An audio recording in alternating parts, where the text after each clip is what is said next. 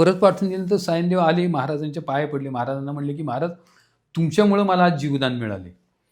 तर महाराज म्हणले की तर मी तुमच्या कायम सेवेत राहणार आता, मला शिष्य करून घ्या. तर महाराज म्हणले तू संसारी माणूस आहेस, तुझं गाव कुठलं? त्यांनी सांगितलं कडगंची. तुझ्या घरी कोण कोण असतं? ते म्हणले माझी बायको मुलं आहेत घरी.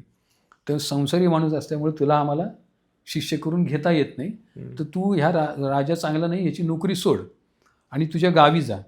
गावी जा, संसार कर आणि 15 वर्षांनी तुझ्या गावाच्या जवळ म्हणजे गाणगापूरला आम्ही येऊ, त्यावेळेस आम्हाला भेटायला ये. तर सायनदेव म्हणाले की 15 वर्षामध्ये मी संसारमध्ये तुम्हाला विसरून जाईल. मग महाराज म्हणले डोळे बंद कर, हात पुढं कर. मग त्यांनी डोळे बंद केले, हात पुढे केले. मग महाराजांनी पादुका प्रकट केल्या आणि त्या पादुका सायनदेवांच्या हातात दिल्या आणि त्यांना सांगितलं ह्याची रोज तू पूजा करत जा, म्हणजे तुला माझा विसर पडणार नाही. मग सायनदेवांनी त्या राजाची नोकरी सोडली आणि ते कडगंजीला आली, त्यांच्या घरी आली. घरी त्या पादुकांची पूजा अर्चा सेवा केली. 15 वर्षे त्यांनी संसार केला. 15 वर्षांनी ते महाराजांना भेटायला त्यांनी सांगितल्याप्रमाणे गाणगापूरला गेले. बायकोला मुलांना घेऊन गेले. गेल्यानंतर ते महाराजांच्या पाया पडले. महाराजांवर त्यांनी एक तिथं कवन केलं आणि ते कवन कानडीमध्ये त्याचे बोल आहेत, कंडे निंदू उंडे निंदू. ते गुरुचरित्राच्या 42व्या अध्यायामध्ये त्याचा उल्लेख आहे.